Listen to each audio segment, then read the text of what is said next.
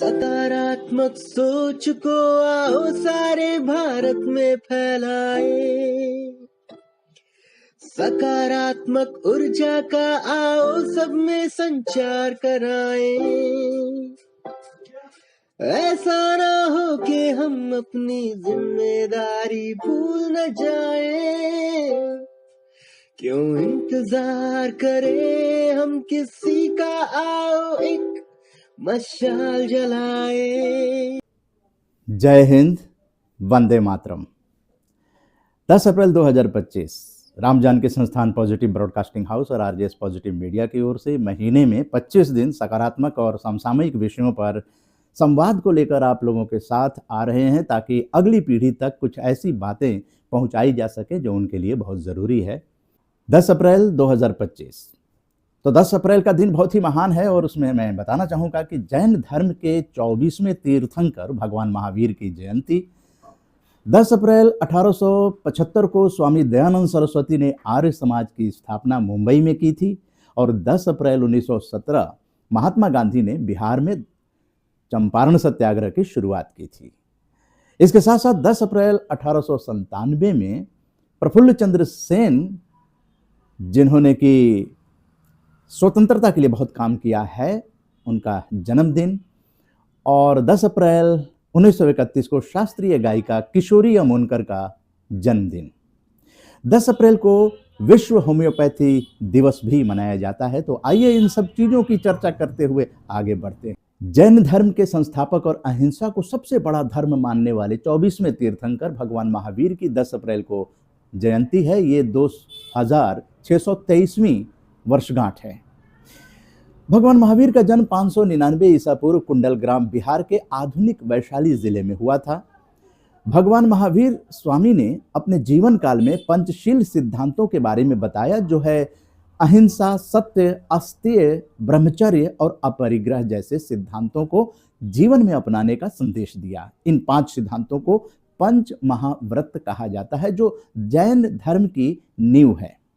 अब ये कौन कौन है उसके बारे में डिटेल चर्चा करना चाहें तो अहिंसा, भगवान महावीर का पहला सिद्धांत है अहिंसा। इसका मतलब है कि किसी भी परिस्थिति में हिंसा का साथ नहीं देना, न करना, भूलकर भी किसी को कष्ट नहीं पहुंचाना है, सभी से प्रेम भाव से पेश आना है।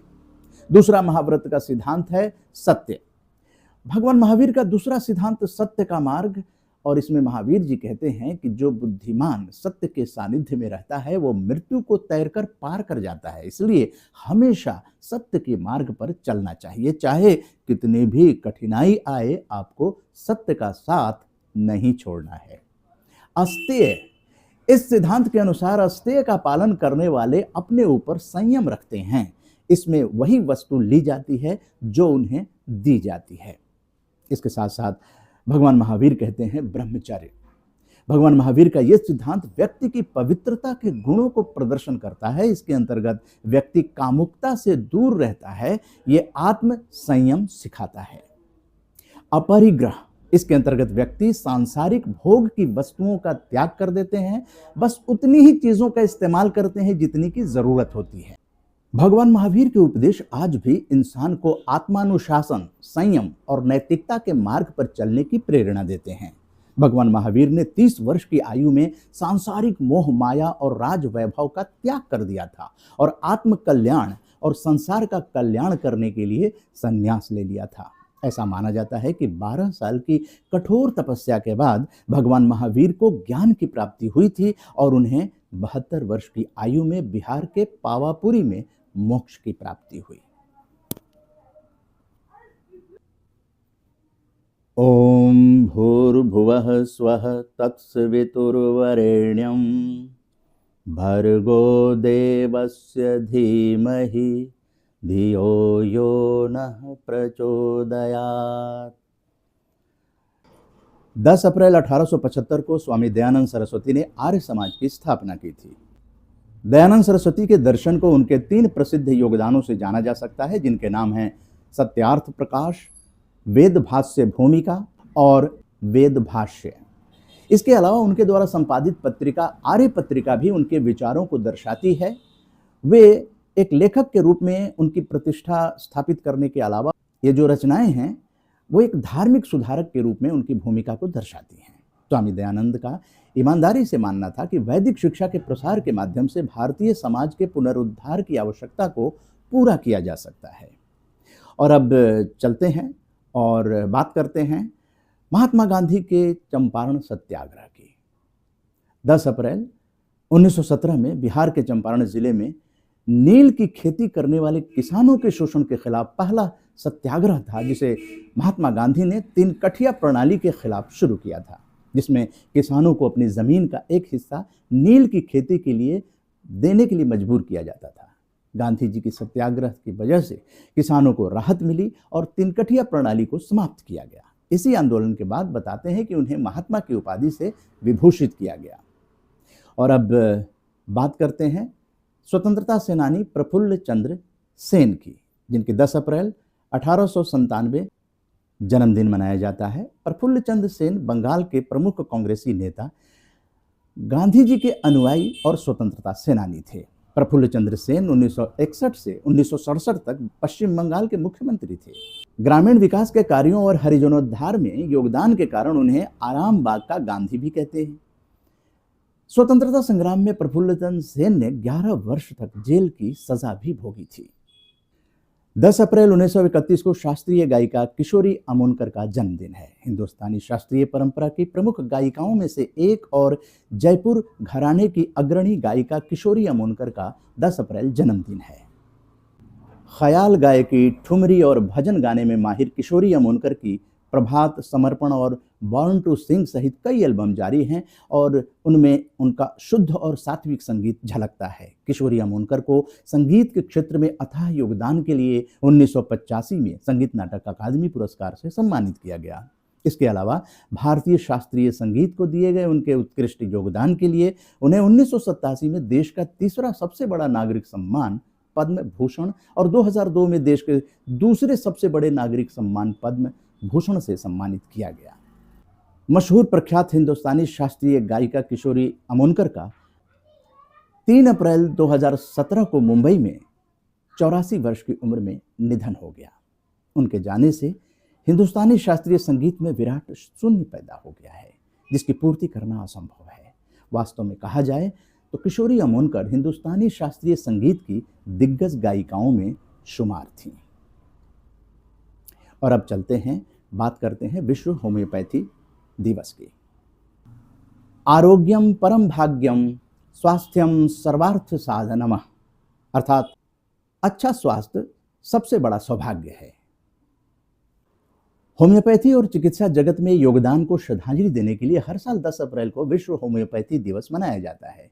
यह दिन होम्योपैथी के संस्थापक जर्मन चिकित्सक डॉक्टर क्रिश्चियन फ्रेडरिक सैमुअल हैनिमन की जयंती के अवसर पर मनाया जाता है। 10 अप्रैल 1755 को पेरिस में जन्मे हैनिमन एक प्रशंसित वैज्ञानिक, महान विद्वान और भाषाविद थे। उन्होंने होम्योपैथी के इस्तेमाल से इलाज का तरीका खोजा।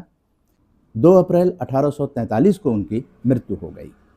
लेकिन आदमी अपने जीवन में समाज कल्याण की जब भावना के साथ काम करता है तो पूरे विश्व को कुछ न कुछ उसकी देन होती है, और इसलिए आज जो है हम लोग हैनिमन को याद कर रहे हैं। ये सबसे पहले बंगाल में फली फूली और फिर पूरे भारत में फैल गई। शुरुआत में इस प्रणाली का बड़े पैमाने पर सिविल और सैन्य सेवाओं द्वारा और शौकिया लोगों द्वारा अभ्यास किया जाता था। होम्योपैथी एक वैकल्पिक चिकित्सा प्रणाली है जो जैसे इलाज वैसे ही के सिद्धांत पर आधारित है, और ये उपचार पद्धति शरीर की स्व उपचार क्षमता को बढ़ाती है और रोग के मूल कारण पर काम करती है। होम्योपैथिक दवाएं प्राकृतिक स्रोतों जैसे पौधों, खनिजों और पशु उत्पादों से प्राप्त होती हैं। चूंकि ये चिकित्सा प्रणाली कोमल और दुष्प्रभावों से मुक्त है, इसलिए इसका दुनिया भर में व्यापक रूप से उपयोग किया जाता है। विश्व होम्योपैथिक दिवस हर साल 10 अप्रैल को मनाया जाता है, और इसको मनाने के पीछे एक ही कारण है कि जो हैनिमन ने खोज किया वो दुनिया भर को स्वस्थ करने में काम आए। जो होम्योपैथिक का जो चिकित्सा दृष्टिकोण है वो दुनिया भर में लोकप्रियता हासिल कर रहा है, और आज होम्योपैथी को कई देशों में एक वैध चिकित्सा पद्धति के रूप में मान्यता प्राप्त है। होम्योपैथी के संस्थापक सैमुअल हैनिमन ने जिस तरह से उन्होंने अपनी जीविका चलाने के लिए संघर्ष किया था, उसी में एक उन्होंने खोज कर ली थी। उनका मानना है कि अगर मरीज बीमार है तो उसे बीमारी के लक्षणों को प्रेरित करने वाली सामग्री दी जानी चाहिए ताकि बीमारी ठीक हो, जड़ से ठीक हो जाए। इस प्रकार अगर कोई मरीज गंभीर बुखार से पीड़ित था तो उसे एक ऐसी दवा दी जाती थी जो एक स्वस्थ व्यक्ति में तेज बुखार पैदा कर सकती थी। हैनीमैन ने एक प्रक्रिया के द्वारा उपयुक्त उपचारों पर का जो चयन करने में सक्षम होने का दावा किया और जिसे उन्होंने प्रूविंग कहा, इसने एक प्रसिद्ध कहावत को जन्म दिया कि जैसा इलाज वैसा ही इलाज। तो इस तरह से विश्व होम्योपैथिक दिवस पर आप सभी को हार्दिक शुभकामनाएं। आप स्वस्थ रहें, समृद्ध रहें, सुखी रहें, मुस्कान के साथ जीवन बिताएं। RJS PBH, RJS positive media संस्थापक और राष्ट्रीय संयोजक उदय कुमार मन्ना की ओर से आप सभी का हार्दिक आभार। आपने इसे देखा, आप इसे शेयर भी कर सकते हैं, लाइक और यूट्यूब पे अगर कमेंट करते हैं तो आप भी इस मूवमेंट का एक पार्ट बन जाते हैं। जय हिंद, जय भारत। आरजेएस जय हिंद के नारों से अपना देश जगाए, आरजेएस वंदे मातरम से सारी सरकार जगाए।